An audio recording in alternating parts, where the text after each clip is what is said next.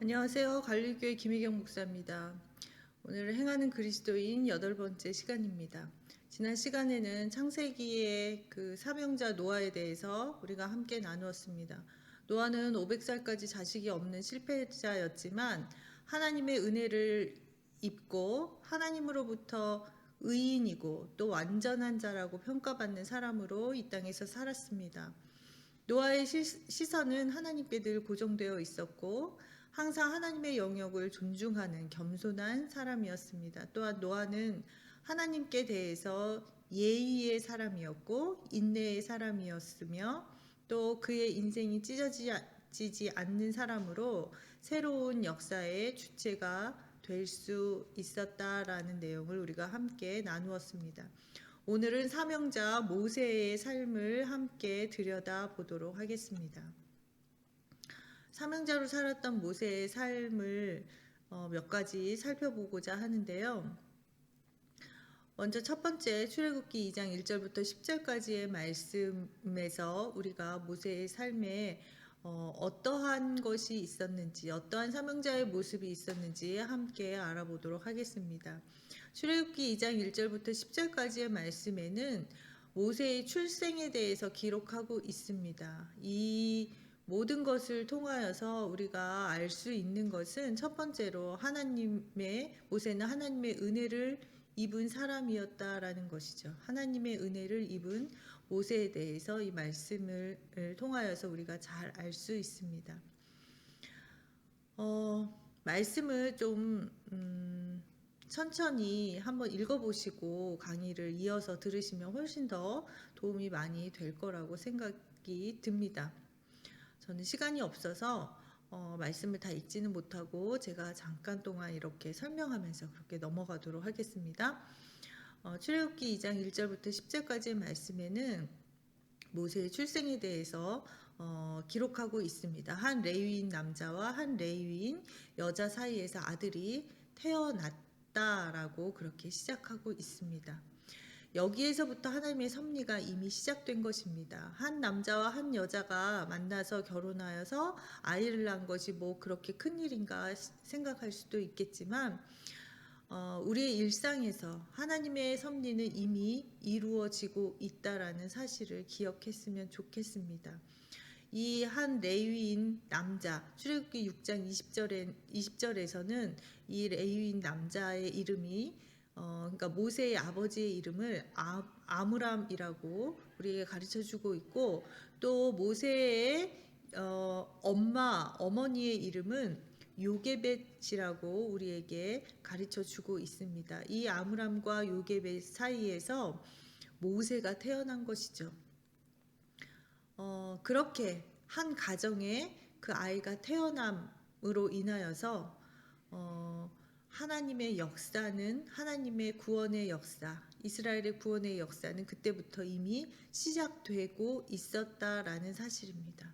이 어머니가 아이를 낳고 이집트의 그 노예로 살고 있었기 때문에 석 달 동안 어머니는 아이를 숨겼다라고 성경에 쓰여 있습니다. 근데 어머니는 하나님께서 자신을 믿고 맡기신 이 아기를 지키기 위해서 파라오의 명령을 어기고 목숨을 걸고 이 아이의 그 삶을 지켰던 것이죠. 또 3개월이 지난 이후에 아이가 너무 커서 이제 함께 할 수 없음을 알고 그 어머니는 갈대 상자에 아이를 넣고 나일강에 그 갈대 상자를 띄우게 되었습니다. 이따가 뒤에 이 갈대 상자에 대해서 조금 설명을 하겠지만, 이 아이를 넣은 갈대 상자가 구원의 방주가 될 수 있음을 믿고 그 어머니는 이러한 행동을 한 것이죠. 그리고 그 이후에 그의 누이가 그 갈대 상자를 나일강 강가에 두고 어떻게 되는지 보고 있을 때에 파라오의 딸이, 그러니까 공주가 시녀들과 목욕하기 위해서 나왔다가 아이의 울음소리를 듣고 그 갈대 상자 안에 있는 모세를 발견하게 됩니다. 그리고 나서 그것을 지켜보고 있던 이 모세의 누나 미리암, 접근이 있게 됩니다. 그러면서 내가 이 아이를 위하여서 유모를 소개하고 데리고 오고 와도 되겠냐고 할 때에 그 공주가 그것을 허락하게 되죠. 그래서 이 모세의 누나가 소개한 그 유모가 곧 모세의 어머니잖아요. 그러니까 아이를 낳은 어머니를 외부적으로 보기에는 아이의 그 유모로 그렇게 들어가게 되는 사건이 나타나게 됩니다. 이렇게 됨으로 인해서 이제 숨어서 키웠던 자기의 아들을 공개적으로 자기 손으로 키울 수 있게 되었습니다. 여기서 우리가 이 모든 과정을 좀 살펴볼 필요가 있습니다. 이 모든 과정 중에서 어느 한 과정만 어긋났어도 우리가 아는 모세는 이 땅에 존재하지 않았을 것입니다. 왜냐하면 그의 출생도 위험한 상황이었는데 우리가 잘 아는 것처럼 다행히 히브리 산파의 손을 거쳐서 모세가 태어났는데 그것을 숨겨줬잖아요. 아마 그 산파가 아니고 다른 산파였으면 어땠을까? 또 그의 어머니가 갈대 상자에 아이를 넣어서 강물에 띄웠을 때에 그 시기에 그 시간에 공주가 목욕할 마음이 없어서 그 나일강가에 나오지 않았더라면 어땠을까? 또 시녀들에게 발견되기 전에 다른 어떠한 해하는 동물들에게 그 갈대상자가 공격을 받게 되었으면 어떻게 되었을까? 공주가 또 그 아이의 울음소리를 들었을 때 여자였기 때문에 아이가 참 안타깝다라는 생각이 들었을 거예요. 그렇게 공주의 모성 본능이 나타나지 않았으면은 그 모세는 그냥 그 누군가의 손에 다른 사람의 손에 넘겨지게 되었겠죠. 또 모세의 누이가 미리암이 그 공주에게 가서 내가 유모를 알아보겠다고 이야기했을 때에 히브리 여자아이의 말을 믿어주고 그렇게 하라고 허락했던 그 모든 사건, 그리고 그 일로 말미암아서 유모로 요게벳이 들어갈 수 있었던 모든 사건, 그러니까 모세의 출생에서부터 그의 어머니의 손에 다시 모세가 키워지기까지 이 모든 일을 섭리하신 분은 바로 하나님이시라는 것이죠. 우리는 이 이야기를 너무 많이 들어서 너무 익숙하지만 하나하나의 과정을 잘 깊이 묵상하면 하나님께서 하신 일이구나라는 것을 우리가 깨달을 수 있을 겁니다. 모세를 건지신 분은 이집트의 공주가 아니라 공주를 도구로 사용하신 바로 하나님이셨습니다. 모세의 이야기는 이렇게 하나님의 은혜로 시작되고 있고 하나님의 은혜 속에서 모세는 건져 올려진 것입니다. 이 모든 사건을 통하여서 볼 때에 모세는 분명 하나님의 은혜를 입은 사람입니다. 두 번째로 출애굽기 2장 11절부터 15절의 말씀을 통하여서 우리가 또 사명자 모세의 모습을 살펴보고자 합니다. 여기서 우리가 알 수 있었던 것은 말이 조금 어려운데요. 실패가 실패일 수 없었던 모세의 실패. 모세가 어떠한 잘못을 했는데 그 잘못. 세상적으로 볼 때는 실패지만 그것이 결코 실패가 아니다라는 의미입니다. 출애굽기 2장 11절부터 15절의 말씀에는 모세가 히브리인들이 이집트 사람들로부터 노역에 시달리는 장면을 보고 그렇게 이집트인들이 히브리인 노예를 치는 것을 보고 그가 분노를 참지 못해서 이집트인을 살해하고 그 이후에 그 시체를 감추는 일이 있게 되죠. 모세는 외적으로 볼 때는 이집트의 왕자였지만 그는 뼛속 깊이 히브리인이었습니다. 왜냐하면 어머니로부터 교육을 받았기 때문에 그 마음에는 히브리인이라는 정체성을 분명히 가지고 있었던 것이죠. 그래서 그렇게 히브리인들이 고통당하는 것을 보고 이집트인을 죽이게 되었는데 그 이후에 히브리인이 또 둘이 싸우는 것을 목격하게 됩니다. 그때 왜 서로 동포끼리 그렇게 싸우고 치느냐라고 했을 때 이 히브리인들이 내가 이집트 감독관도 죽였는데 우리도 그렇게 죽일 것이냐 하면서 이렇게 협박하는 장면이 나옵니다. 그들은 모세를 히브리인으로도 대우하지 않았고 또 그렇다고 이집트의 왕자로도 대우하지 않은 것이죠. 이 사건을 듣고 모세는 두려웠습니다. 그리고 이 일이 파라오의 귀에 들어가게 되고 모세는 결국 미디안 땅으로 광야로 도망하게 되죠. 모세는 이집트의 왕자로 살았지만 지금 왕자에서 갑자기 도망자의 신세가 된 것입니다. 외적으로 보면 모세의 삶은 왕자에서 갑자기 집도 절도 없는 도망자가 되었으니 실패자인 것처럼 보일 수밖에 없는 상황인 것이죠. 모세에게 있어서 이 상황은 모든 부와 권력, 명예는 모두 잃게 되었습니다. 그러나 중요한 것은 하나님께서는 여전히 모세와 함께하고 계셨다라는 사실입니다. 하나님께서 함께 하시는 한 모세의 실패는 결코 실패일 수가 없었습니다. 이집트 왕궁에서의 실패는 출애굽의 사명자로 살아가기 위해서 모세가 반드시 거쳐야 할 은총의 과정이었던 것이죠. 단지 이 사실을 모세가 아직 모르고 있었을 뿐입니다. 우리가 모세의 일생을 전부 알고 있는 지금에는 그 광야의 시기가 모세가 모든 힘을 빼고 하나님만을 바라볼 수 있게 하는 그러한 자기를 비우는 과정의 시간이었구나라는 것을 우리가 알 수 있듯이 그렇게 모세의 실패는 결코 실패가 아니었던 것이죠. 하나님께서 함께 하시는 한 우리의 인생 또한 실패한 것처럼 보일지라도 그것은 결코 실패일 수가 없습니다. 이 사실을 기억하고 우리가 주님의 은혜 가운데 임할 수 있기를 간절히 바랍니다.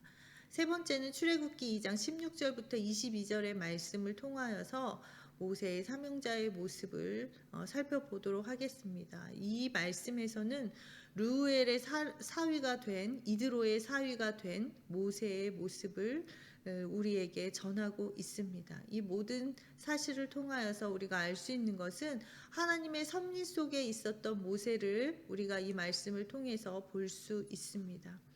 모세는 미디안 땅으로 도망했습니다. 그리고 어느 날 우물 곁에 앉았는데 미디안 제사장 르우엘 또는 이드로라고도 하는데요. 이 제사장의 딸들이 양떼를 끌고 물을 먹이러 옵니다. 그런데 그 시간에 불량한 목자들이 그들에게 와서 물을 주지 못하도록 회방하게 되죠. 그런데 이 의협심이 강했던 모세는 그것을 결코 보고 있을 수만은 없었던 것이죠. 그래서 그들을 도와주게 되었습니다. 그리고 그 미디안 제사장의 딸들은 다시 집으로 돌아왔고 집에 가서 이러한 사실을 아버지에게 말했을 때에 아버지께서 그 사람을 왜 그냥 두고 왔느냐고 하면서 모세를 자기의 집으로 데려오도록 하죠. 그리고 그 이후에 자기의 딸 시보라와 결혼을 시키게 되고 모세는 미디안 제사장의 사위가 되어서 그 집에서 머물면서 살게 됩니다. 아까 모세의 출생 과정에서부터 쭉 살펴보았을 때 하나님의 그 섭리 가운데 은혜 가운데 있었다라는 것을 우리가 말했는데 이 모든 과정 속에서도 마찬가지입니다. 하나님의 섭리와 도우심과 계획이 없었더라면 이 모든 사항이 이루어질 수 없었던 것이죠. 그 시각에 모세가 우물 옆에 있지 않았더라면 또 그때 바로 그때에 그들이 양떼를 몰고 오지 않았더라면 또 그때에 왜 하필이면 그 불량배들이 출현하게 되어서 모세로 하여금 그들을 돕게 했을까요? 또 그들이 다시 모세를 두고 집에 갔다가 다시 모세를 찾으러 갔을 때 모세가 그곳에 없었을 수도 있잖아요. 이미 그 자리를 떴을 수도 있었을 텐데 다시 찾아갔을 때 모세를 만나게 하신 것. 이 모든 과정 속에서 하나님의 계획하심이 있었던 것이죠. 그렇게 모세가 미디안 땅에 정착하도록 하나님께서 도우신 것이고 이 모든 것은 하나님의 계획 안에 있었던 것입니다. 모세는 첫째 아들을 낳고 이름을 게르솜이라고 지었습니다. 이 뜻은 내가 타국에서 나그네가 되었다라는 뜻이에요. 그런데 둘째 아들을 낳고서는 이름을 엘리에셀이라고 지었습니다. 이것은 하나님의 도우심이라는 뜻입니다.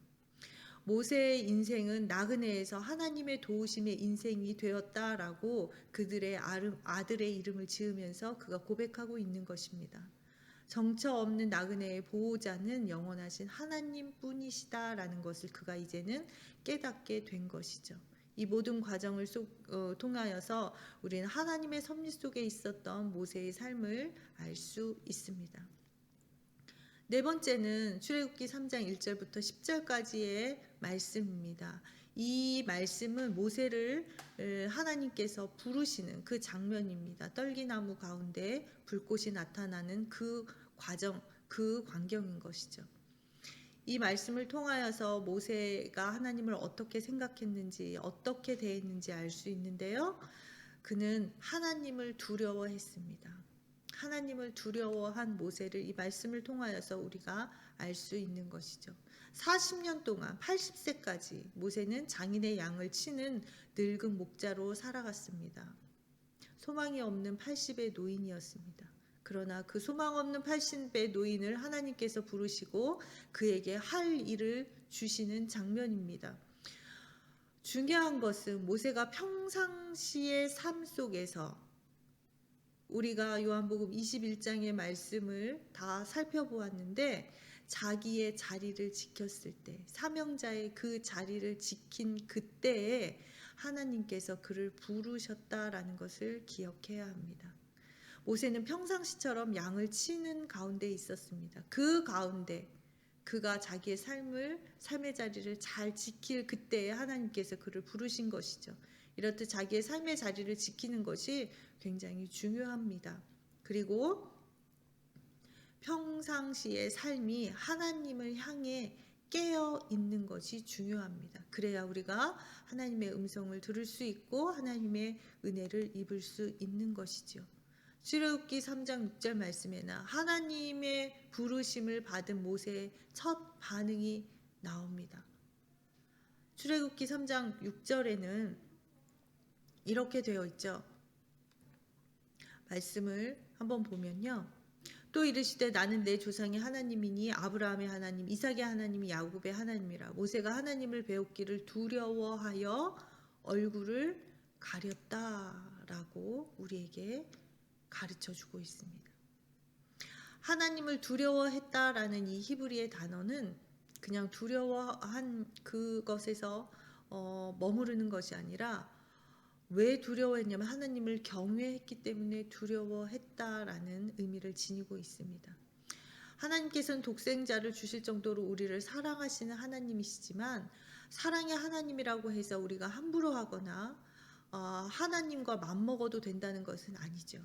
하나님께서는 창조주이시고 구원자이신 동시에 심판자이십니다. 그래서 경외는 공경하면서 두려워하는 것입니다. 하나님에 대한 두려움이 없는 사람은 하나님을 제대로 믿을 수 없습니다. 또 하나님의 명령에 순종할 수도 없는 것이죠. 거룩하신 하나님은 인간의 실상을 들추어 비춰주는 영적 거울이시기 때문에 하나님을 인격적으로 만난 사람은 먼저 두려움에 사로잡히게 되는 것입니다. 그리고 또한 이것은 그에게 하나님을 만난 사람에게 거룩한 동기가 됩니다. 그 두려운 하나님이 동시에 사랑의 하나님이 되어주시기 때문에 우리는 하나님을 깊이 신뢰하며 경외할 수밖에 없는 것이죠. 그래서 고린도후서 7장 1절 말씀에는 그런즉 사랑하는 자들아 이 약속을 가진 우리는 하나님을 두려워하는 가운데서 거룩함을 온전히 이루어 육과 영의 온갖 더러운 것에서 자신을 깨끗하게 하자라고 그렇게 말씀하고 고백하고 있습니다.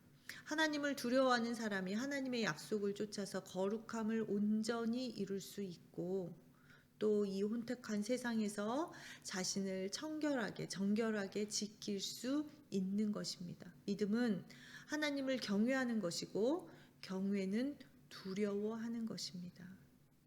그리스도인과 교회의 거룩함과 정결함도 또한 우리의 사명자의 삶도 이 하나님을 두려워하는 것에서 시작될 수 있는 것입니다. 모세는 하나님을 처음 만나게 되었을 때 하나님의 부르심 앞에서 그는 하나님을 두려워했습니다. 우리 가운데도 이러한 마음이 있기를 간절히 소망합니다. 다섯 번째입니다. 다섯 번째 말씀은 출애굽기 3장 11절부터 15절의 말씀입니다. 하나님께서 모세에게 명령을 행하시는 장면입니다. 하나님께서 모세에게 애굽에 있는 이스라엘 그들을 불러서 가나안으로 인도하라는 말씀을 주시는 것이죠. 하나님께서 모세에게 너를 애굽으로 다시 보내어서 그 애굽에 있는 히브리인들, 이스라엘 백성들을 이끌고 나와라 라고 말씀하고 계십니다. 하나님께서 출애굽기 3장 7절부터 10절까지의 말씀에 보면 특별히 하나님께서 모세에게 말씀하시는데 내가 내 백성의 고통을 보았고 또 그들의 부르짖음을 들었고 그들의 근심을 내가 알고 내가 그들을 애굽인의 손에서 건져낼 것이고 그 땅에서 인도하여 가나안으로 그들을 이끌 것이다. 이렇게 말씀하고 있습니다. 그 일을 위하여서 모세 너를 세웠고 모세 너를 지금 애굽으로 보낸다라고 말씀하고 있는 것이죠. 그때 출애굽기 3장 11절 말씀에 보면 내가 누구이기에 그런 일을 할 수 있겠느냐라고 모세가 하나님께 다시 묻습니다.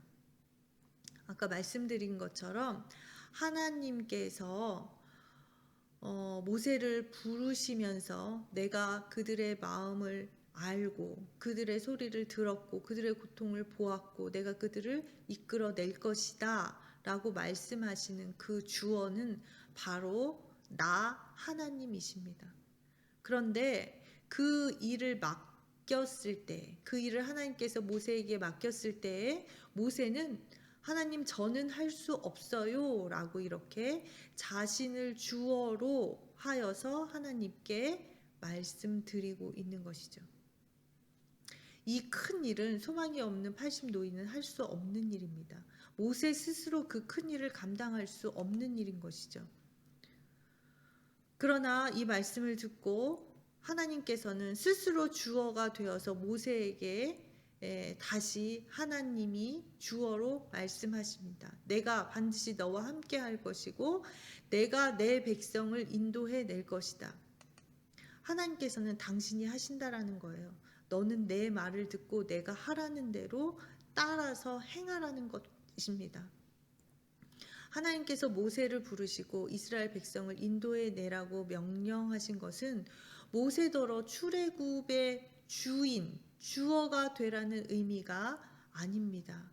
하나님께서 당신께서 친히 주어가 되실 것이기 때문에 모세 너는 단지 주어를 따르는 동사가 되라는 뜻이에요. 내가 이 일을 할 테니 너는 움직이기만 해. 그 말씀인 것이죠. 내가 지휘할 테니 너는 따라오기만 해.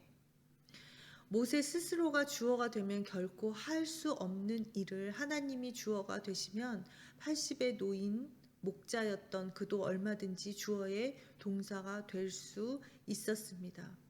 그리스도인은 교회의 주어 되시는 주님께 동사로 살기 위해서 자신의 손과 발을 내어드리는 사람입니다. 그것이 우리의 의미이고 우리의 가치인 것이죠. 동사는 주어에 종속된 동사의 역할을 충실하게 할 때에만 그 의미와 가치가 부여되고 극대화됩니다.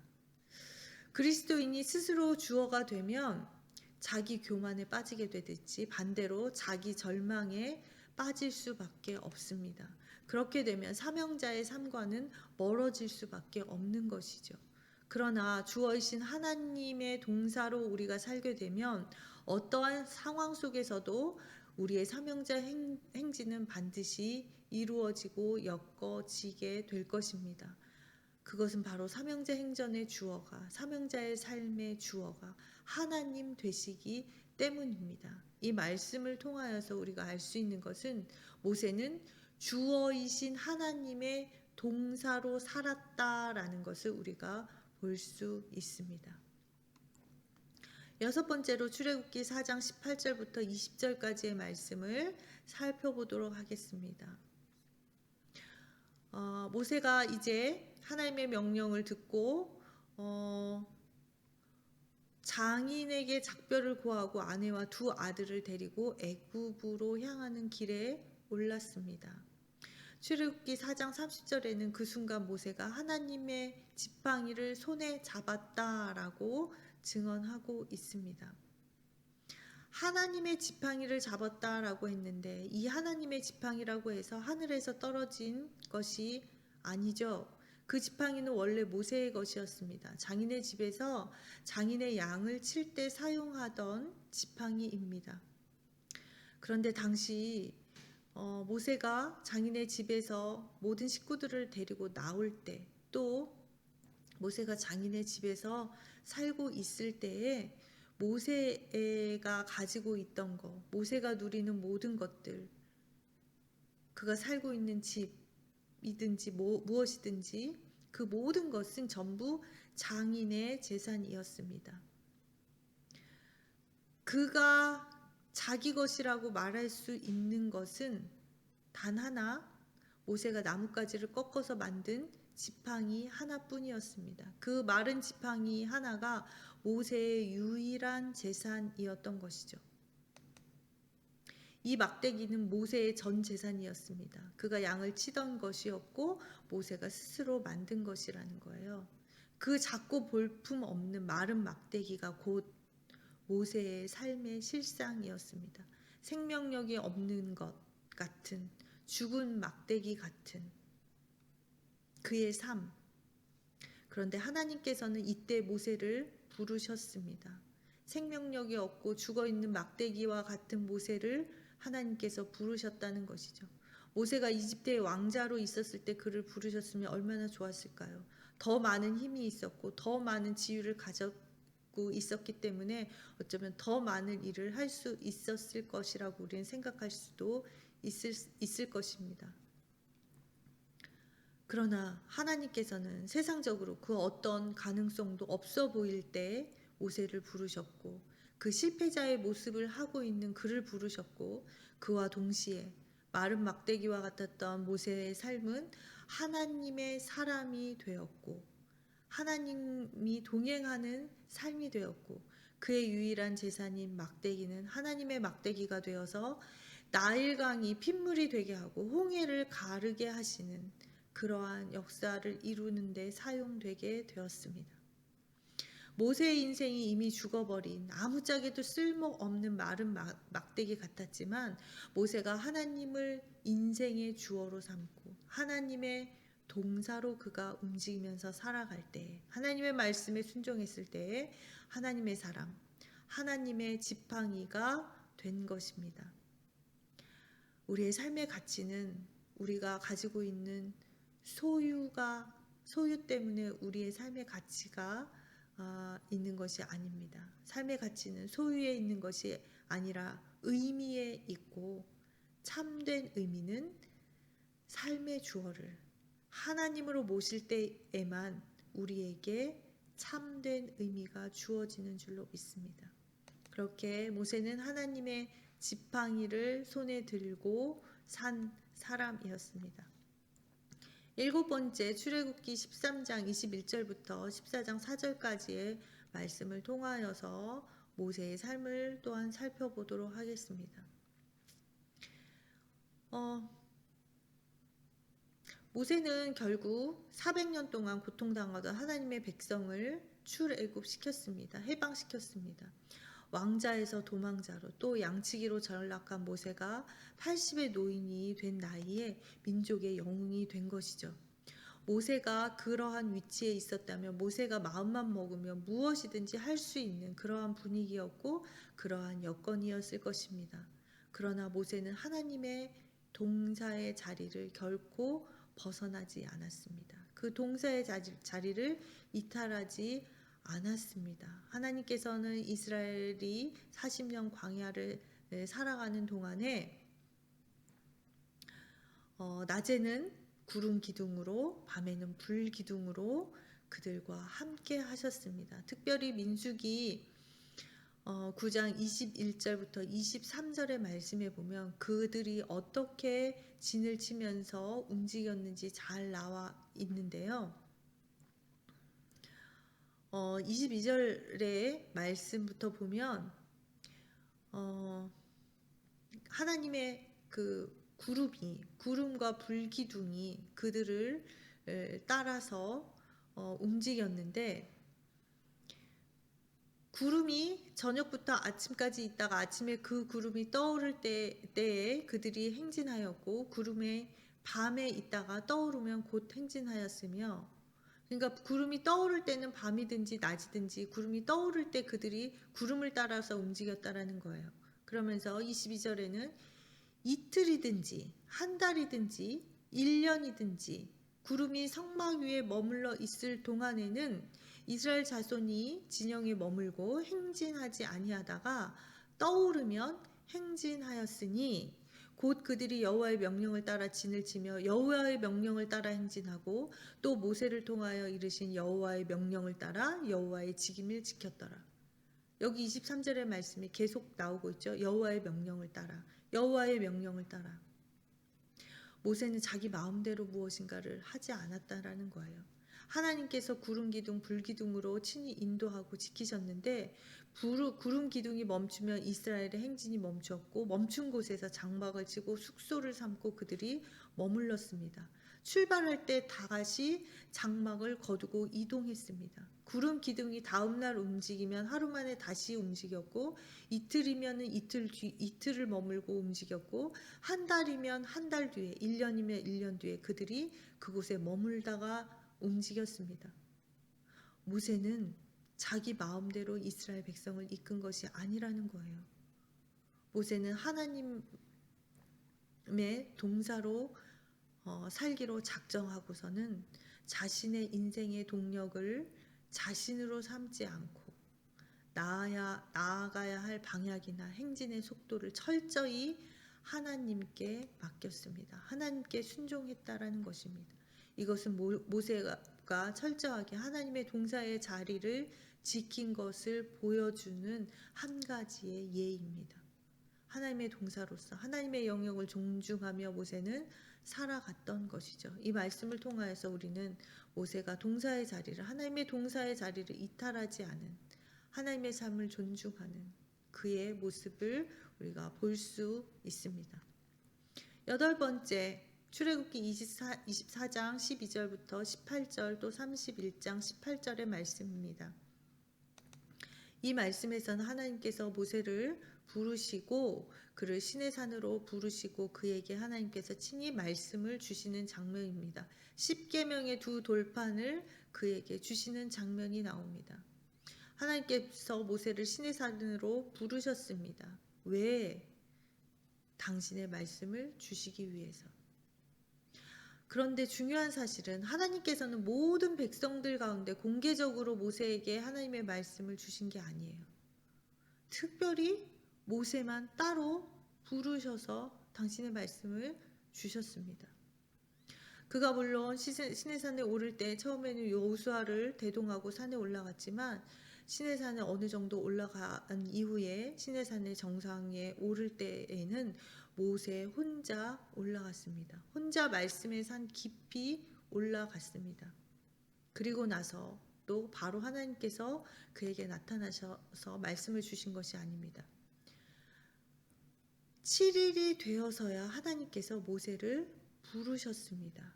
그리고 하나님의 음성을 그때서야 들을 수 있었고 그런데 그 이후에도 또 다시 하나님께서는 침묵하셨습니다. 모세는 또 기다리고 또 기다렸습니다. 출애굽기 24장 16절부터 18절의 말씀에 보면 특별히 18절의 말씀에 보면 모세는 구름 속으로 들어가신 산 위에 올랐으며 모세가 40일 40야를 산에 있으니라. 40일 동안 하나님께서 부르시는 그 기간을 기다렸다라는 거예요. 40일 밤낮을 기다린 모세에게 하나님께서는 말씀하셨습니다. 성막에 대해서 성소를 어떻게 만들고 어떻게 지으라고 말씀하셨죠. 성막은 하나님께서 그들과 함께 하심을 나타내어 보여주는 상징입니다. 그것에 대해서 하나님께서 만드는 방법을 가르쳐 주셨고, 성소 속에 무엇을 어떻게 만들고 제단의 모양이 어떠하며 그곳에서 번제를 어떻게 드릴 것인지 다 말씀하고 가르쳐 주셨습니다. 그리고 이후에 여호와께서 출애굽기 31장 18절 말씀에는 여호와께서 시내산 위에서 모세에게 이르시기를 마치신 때에 증거판 둘을 모세에게 주셨다라고 말씀하고 있죠. 이는 돌판이요 하나님께서 친히 쓰신 것이더라. 하나님께서 직접 돌판에 쓰셨다라는 거예요. 십계명의 돌판에 쓰여진 그 글은 하나님께서 손수 쓰신 글입니다. 하나님의 말씀입니다.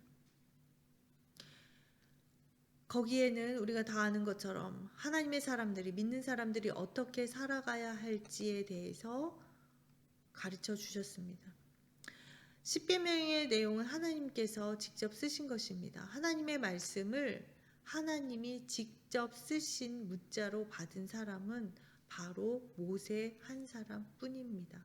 성경의 모든 말씀은 하나님께서 사람을 통하여서, 영감을 통하여서 쓰도록 하셨죠. 그런데 십계명의 두 돌판은 하나님께서 직접 쓰신 글이라는 겁니다.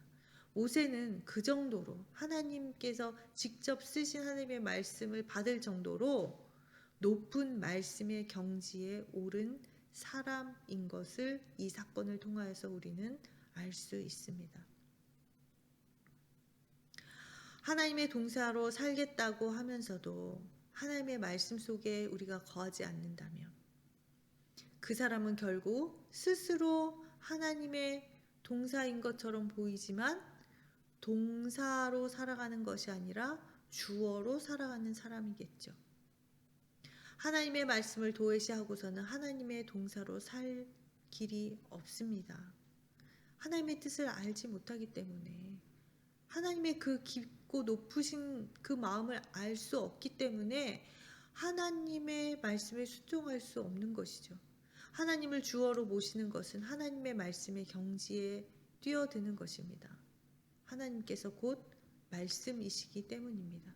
말씀의 경지에 뛰어든 사람만이 그 말씀의 바른 동사로 살아갈 수 있는 것입니다. 말씀을 나의 삶으로 나타나면서 순종하면서 살아갈 수 있는 것이죠. 모세는 높고 높은 말씀의 경지에 올라서 하나님의 동사로 살아갈 수 있었던 것이고, 또 하나님의 말씀인 모세의 오경을 그가 쓸 수 있었던 것입니다. 그렇게 모세는 말씀의 산에 올랐던 하나님의 사람이었습니다. 마지막 신명기 34장 1절부터 12절까지의 말씀과 마태복음 17장 1절에서 4절까지의 말씀을 함께 살펴보도록 하겠습니다. 신명기의 말씀은 모세가 이제 나이가 많이 들었고 그가 이스라엘 백성들을 이끌고 40년 광야의 생활을 마치고 마침내 요단 동쪽 모압 지평에 이른 장면입니다. 이 요단강만 건너면 이제 가나안에 들어갈 수 있는 상황인 것이죠. 그러나 하나님께서는 이 느보산 비스가 봉우리로 모세를 부르셔서 요단강 건너편의 가나안 땅을 멀리서 바라보게만 하셨습니다. 그리고 우리가 다 잘 아는 것처럼 모세가 그 땅에 들어가는 것을 허락하지 않으셨습니다. 모세는 약속의 땅을 앞에 두고 모압 땅에서 죽어서 그곳에 장사되었다라고 성경은 우리에게 가르쳐 주고 있죠. 그런데 이 신명기의 말씀에 보면 모세가 죽었을 때 120세였다고 했는데 모세가 죽을 때 나이 120세였으나 그의 눈이 흐리지 아니하였고 기력이 쇠하지 아니하였다라고 우리에게 전하고 있어요. 그가 아직 눈이 흐리지도 않았고 기력이 쇠하지도 않았으면 그가 가나안에 들어가서도 나머지 일들을 잘 하나님의 뜻을 이룰 수 있는 상황이었는데 아직도 그렇게 건강하고 강건한 모세를 하나님께서 가나안에 들어가지 못하도록 가나안에 들어가는 것을 허락하시지 않은 까닭은 과연 무엇이었을까요? 그것은 바로 민수기 20장 8절부터 11절까지의 말씀에 나오는 사건을 통해서 우리가 해답을 얻을 수 있습니다. 신광야 가데스에서 물이 없어서 원망하는 이스라엘 백성 앞에서 하나님께서는 모세에게 반석에게 명하여서 물을 내라라고 말씀하셨어요. 그런데 우리가 잘 아는 것처럼 모세와 아론이 그렇게 또 원망하는 이스라엘 백성을 보면서 여지껏 하나님께서 이끄신 그 하나님을 잊고 또 원망하는 이스라엘에게 화를 내게 되죠. 분노하게 됩니다.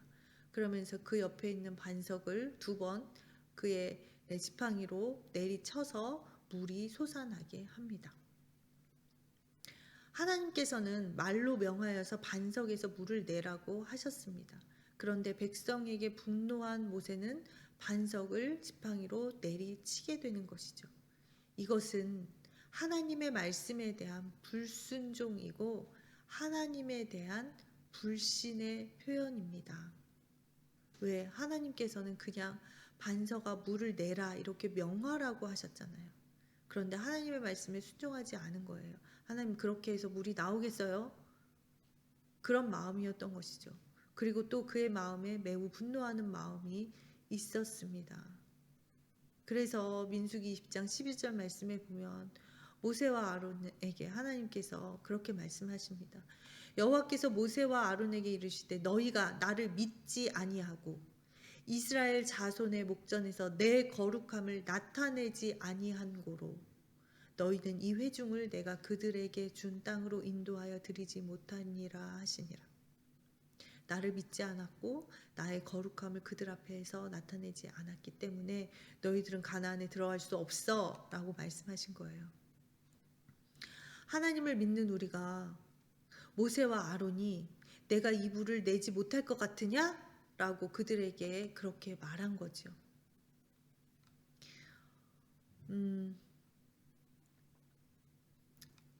모세와 아론은 회중을 향해서 이렇게 말했어요. 모세와 아론이 회중을 그 반석 앞에 보고 모세가 그들에게 이르되 반역한 너희여 들으라. 우리가 너희를 위하여 이 반석에서 물을 내랴. 내가 너희들 앞에서 이렇게 물을 못 낼 것 같아? 이렇게 말한 거라는 거예요. 이스라엘 백성에게 반석에서 물을 낸 장본인이 모세와 아론처럼 비춰지게 된 사건입니다. 동사인 모세가 주어이신 하나님을 부정하는 불신의 행위가 되고 말았던 것이죠. 야, 모세가 반석을 치니까 정말 물이 나왔어. 이스라엘 백성은 그렇게 이해하고 그렇게 받아들였다라는 겁니다. 이 한 번의 실수로 모세와 아론은 가나안 입성에서 제외되었습니다. 그런데 참 하나님은 야속하시죠. 이 단 한 번의 실수로 그들에게 그 축복을 누릴 수 없게 하신 데는 왜 그렇게 하셨을까요? 하나님께서는 이 사건을 통하여서 최고 지도자인 모세를 그렇게 징계하심으로 주어이신 하나님의 명령에 전심으로 순종해야 한다는 당신의 공의를 이스라엘 백성에게 가르쳐 주시고 보여주셨습니다. 그래서 이 이스라엘의 지도자로 있었던 모세를 징계하면서 한 번의 실수도 용납하지 않으시는 그런 모습을 그들에게 보여주셨죠. 왜냐하면 모세는 최고 지도자였고 최고 지도자가 실족하면 많은 사람이 더불어 함께 넘어질 수 있기 때문에 그 한 번의 실수도 용납하지 않으신 것입니다. 그러면 모세의 삶은 이렇게 가나안에 들어가지도 못하고 그 축복을 누리지도 못하고 끝나게 되었을까요? 아닙니다. 마태복음 17장 1절부터 4절까지의 말씀해 보면 모세가 또 한 번 나오는 신약에서 나오는 장면이 있죠. 그로부터 1400년 이후에 예수님께서 야고보와 형제 요한을 데리고 베드로와 야고보와 요한을 데리고 변화산에 오르셨습니다. 그리고 그들이 그곳에서 하얗게 빛나는 예수님의 모습을 보게 되죠. 이 변화산이 타보르산이라는 이름을 갖추시고 있는데 예수님께서 베드로와 야고보와 요한을 데리고 산에 오르신 산이 바로 이 변화산 타보르산입니다. 이때 예수님이 모세와 엘리야와 함께 말씀을 나누시는 장면을 베드로가 보게 되잖아요. 그런데 여기서 중요한 사실이 있습니다. 이 타보르산 변화산이 바로 가나안에 속해 있는 산이라는 것입니다. 살아생전에서는 모세가 단 한 번의 실수로 눈앞에 있는 가나안에 들어갈 수 없었지만 그가 죽고 난 이후에 1400년이 지나서 그의 영이 가나안에 지금 강림해 온 것입니다. 엘리야는 에녹처럼 육신을 가지고 승천했죠. 그런데 모세는 육신은 모압에 죽어서 장사되었고 영만 하나님의 품에 안겼습니다. 그러나 모세는 이 땅에서 죽은 인간 가운데 그의 영이 가나안에 강림하여서 성자 예수님을 모신 유일한 인간이 된 것이죠. 이것은 하나님께서 모세에게 주신 최고의 상급이었습니다. 한 번의 잘못으로 그를 징계하시고 가나안에 들어가지 못하게 하신 그 공의의 하나님의 다른 이름은 사랑의 하나님이십니다. 주어이신 하나님의 영광을 가린 모세는 하나님의 공의에 따라서 가나안을 그 목전에 두고도 들어가지 못하고 죽었지만 하나님의 사랑 안에서 시공을 초월하여 성자 하나님과 함께 가나안에 입성하게 된 것이죠. 그리고 영원한 신앙의 위인이 되었습니다. 나일강에 버려진 모세를 건져 올려주셨던 하나님께서 당신의 동사로 살아간 모세를 영원 속에서 영원히 높여주신 것이죠. 그래서 모세는 주님과 함께 가나안의 영광을 함께 누렸습니다. 지금까지 9가지의 모습을 통하여서 사명자의 모세의 모습을 살펴보았습니다. 모세와 함께 하셨던 하나님이 그를 지키셨고 그를 인도하시는 은혜를 주셨습니다. 그 하나님께서 우리와 지금도 함께하고 계십니다. 그 하나님이 모세의 하나님뿐만이 아니라 우리의 하나님, 나의 하나님이시고 지금도 나를 건지시고 높이시고 계십니다. 이것을 믿고 주님의 말씀에 따라서 우리는 사명자의 길을 걸어가는 거룩한 하나님의 성도들이 다 되어야 할 줄로 믿습니다. 오늘은 여기까지 하겠습니다. 함께 해주셔서 감사합니다.